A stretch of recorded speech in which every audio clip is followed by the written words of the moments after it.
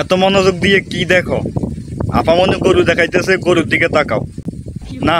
তোমরা তো লিজেন্ড হয়ে গেছো, তোমরা এখন গরুর দিকে না তাকাইয়া অন্য কিছুর দিকে তাকাইয়াছো। আচ্ছা, ভিডিওটা পিছনে না টেনে বলো তো, গরুর সাথে কয়জন লোক ছিল? একজনও বলতে পারবা না, কারণ তোমাদের নজর এলো অন্যদিকে। তো ভালো হয়ে যাও, ভালো হয়ে যাও। আর আপামনি, আপনি যেভাবে একটা ডাইকা রাখছেন আর একটা দেখায় রাখছেন, আসলে ফুলাপান ওই দিকে নজর যাবে, আপনার গরুর দিকে যাইবে না। তাও সত্য। আপামনি, ওইটা কোরবানির গরু, এমন নোংরামি করেন না। সুটিয়ে লাল করে দেবো, নোংরামি বার করে দেবো। ওই বিশাল বিশাল হাট থাকলে জমজমাট, খায় যত নবাব জাদা লারে যে, আরে ধন্য হবে সে, ঈদ হবে বোনাস। ওই বিশাল বিশাল হাট দেখলেন কত বড় বড়, না মানে গরু গরু গরুগুলো কত বড় বড়, খাড়া খাড়া।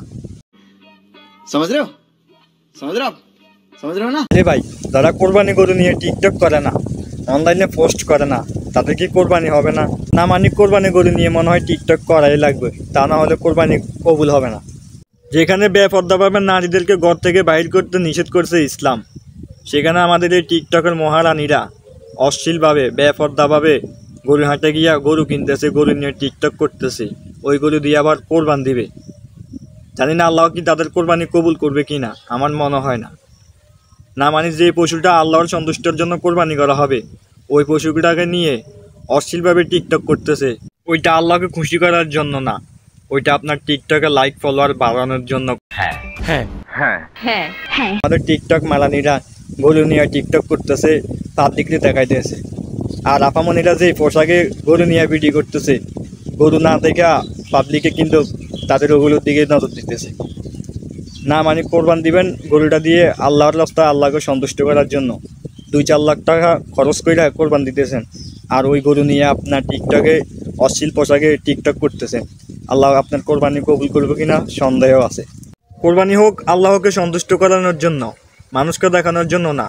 যেই পশুটা আল্লাহর সন্তুষ্টের জন্য কোরবানি হইতেছে, ওই পশুর সামনে আপনি অশ্লীল পোশাকে ভিডিও করতেছেন, ওইটা অনেক বড় বোকামি। আপনার কোরবানি হয়তো আল্লাহ কবুল করবে না। আশা করি ভুল বুঝতে পারছেন, ভবিষ্যতে এমন কাজ করবেন না। তো দোয়া করি আল্লাহ সবার কোরবানি কবুল করক। আজকের ভিডিও এই পর্যন্তই। ভুল কিছু বলে থাকলে অবশ্যই ক্ষমা দৃষ্টিতে দেখবেন।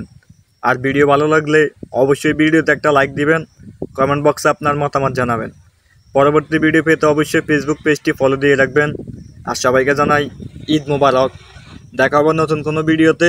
সেই পর্যন্ত ভালো থাকবেন, সুস্থ থাকবেন। আল্লাহ হাফেজ।